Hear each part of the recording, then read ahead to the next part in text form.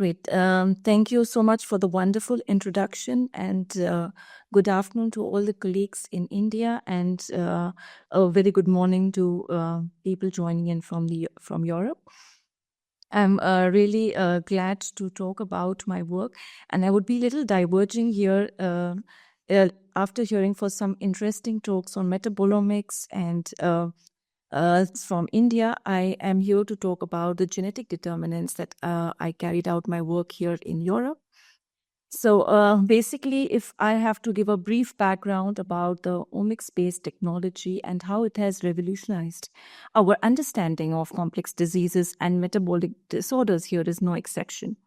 So what we observed is, with its intricate etiology and profound metabolic consequences, the metabolic outcomes continue to challenge the public health worldwide.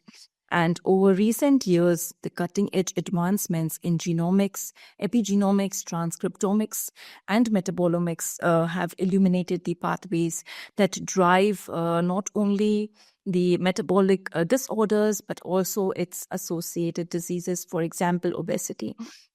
And these approaches have uncovered promising biomarkers that not only enhance our understanding of metabolic underpinnings, but also hold the potential to guide prevention and intervention strategies.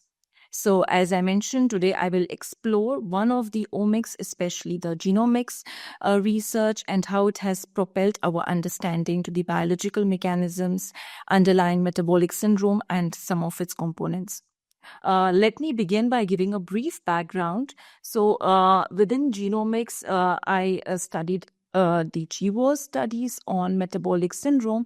And when I did a literature search, I observed that all of these studies that were conducted on the adult population. Of course, there were some smaller candidate studies scattered far and wide in children, but they are mostly limited by the usage of 1-point examinations, and therefore we were interested to see how these SNPs are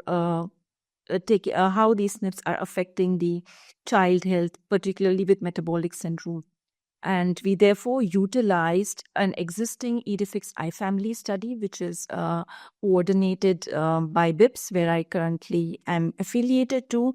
And this study is basically a children cohort study which started in 2007, 2008 at baseline, with 2 follow-up examinations, 2 years and 6 years after the baseline. This cohort was carried out in children who were 2 to 10 years old, and now they are already young adults, around 20 to 24 years old. And this study was conducted in 8 European countries. But for the present analysis data, we have carried out the analysis in 7 countries, as we did not carry out genotyping in the samples from Cyprus. For the genetic association, we pre-selected certain SNPs, around 350 of them, using a mixture of strategies. So the first being that the GWAS identified SNPs of metabolic syndrome.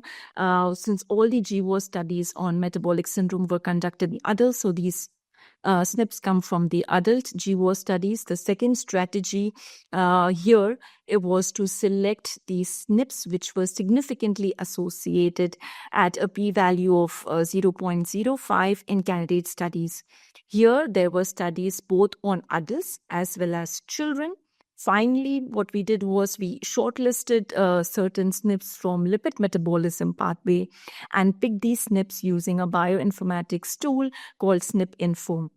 And so in all, thus we had a total of 350 variants, and we excluded the duplicates observed between any 2 strategies. Our outcome was continuous metabolic syndrome score, and this was based on the formula that is described in the Ahrens et al. Paper.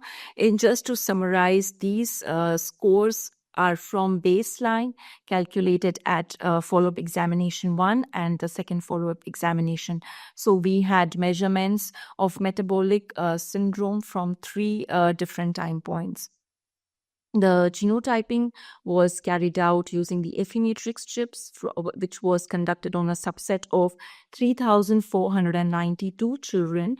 And after the quality control exclusions, we were finally having a little over 3,000 children for final analysis. Coming to the results quickly for our outcome, the repeated measurements of metabolic syndrome, we used linear mixed effects models to evaluate the associations of genetic variants. We observed 5 SNPs, all of which are in the FTO gene, which is a fat mass and obesity gene, and we observed them to be associated with metabolic syndrome score. They were significant even after the Bonferroni correction for multiple testing. So we further performed more specific analysis with these SNPs, which were significant at multiple testing with Bonferroni correction. What we did was we constructed a regional plot of the short arm of the chromosome 16, where the FTO gene is located and where all the SNPs were identified in our previous analysis. And what we observed is that all these SNPs that we observed were highly correlated to each other. They were in high linkage disequilibrium, which meant that there are not 5 different SNPs, but one single signal. And to further confirm this, if they are all representing the same signal, we further adjusted the top SNP, that is the SNP with the lowest p-value here, as the one. And none of these SNPs, once we adjusted for this top SNP, none of the other SNPs were significant. This clearly suggested that basically these are not 5 different signals, but one single signal of association with metabolic syndrome. We further went ahead to do sex-stratified analysis and showed the association, whether the associations were different in boys or girls. And we observed that though the associations were observed for both, we observed that these associations were stronger in boys. And a possible explanation could be due to the sex-modulated fat distribution interactions with the dynamics of cardiometabolic risk.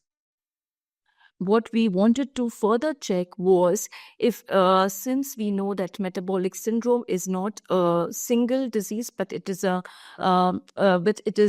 made up of components of different outcomes, and therefore we wanted to see if which outcome drives this association. And for this reason, we performed again a linear mixed effects model on each of these components, using repeated measures of each of the components, and most of the associations we observed that were driven by central obesity, that is waist circumference, followed by to some extent with systolic blood pressure.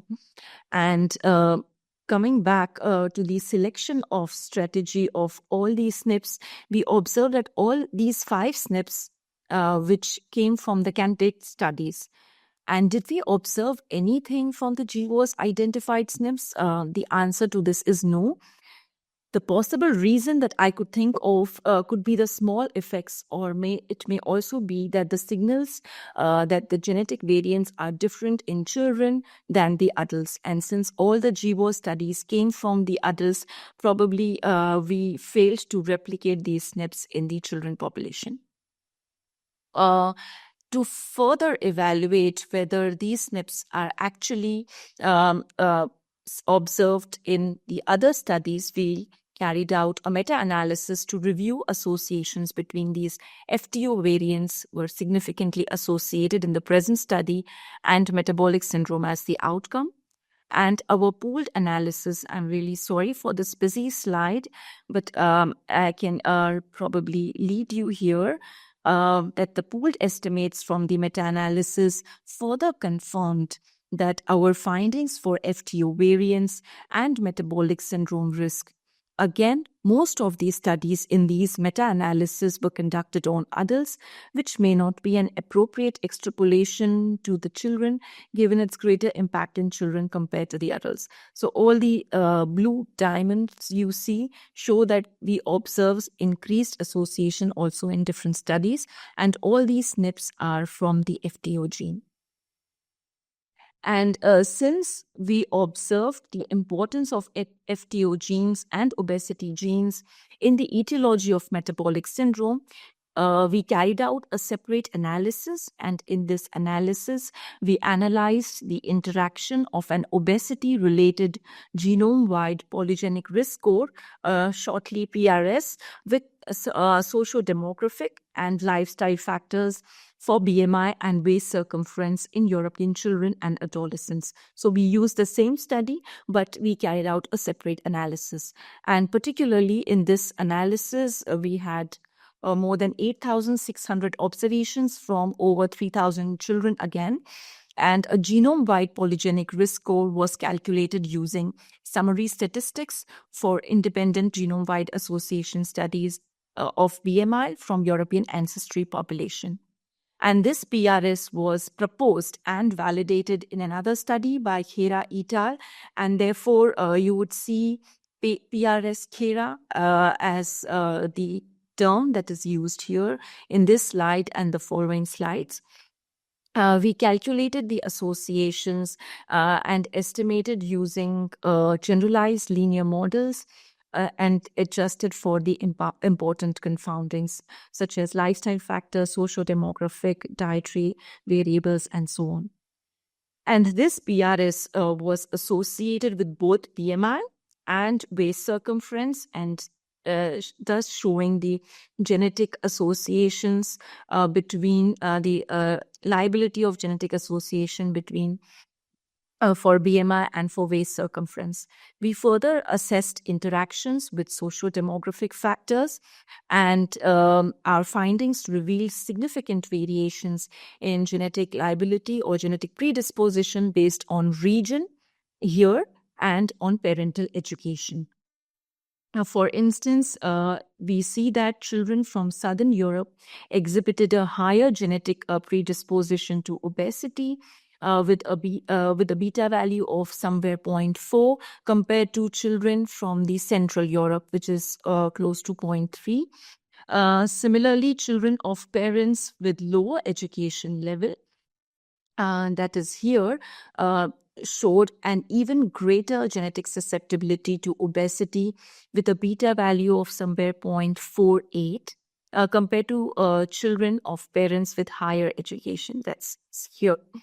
So similarly, with lifestyle factors, we also observed a critical role in modulating genetic risk, particularly if I draw your attention to the higher intake of dietary fiber was associated with an attenuated risk of genetic liability to obesity with an interaction of beta value of 0.02. And similarly, shorter screen times, the last two boxes here, were linked to reduced genetic liability with an interaction beta of, again, 0.03. Finally, coming to my summary slide, for metabolic syndrome, while the association appears to be generally driven by specific obesity-related genes, the role of different polymorphic genetic variants may vary across age groups. And further, in our in-depth analysis of obesity markers, we observed that the healthy childhood environment might partly offset the genetic predisposition to obesity during childhood and adolescence. I would like to close my presentation with this diverse view that one approach to understand the complete etiology of disease is not sufficient, and therefore combining not only different omics like genomics, metabolomics, or proteomics, but also to understand lifestyle factors and behavioral factors of the study participants is highly important to come to any conclusive results. So with this, I would like to end my presentation, and thank you so much. you.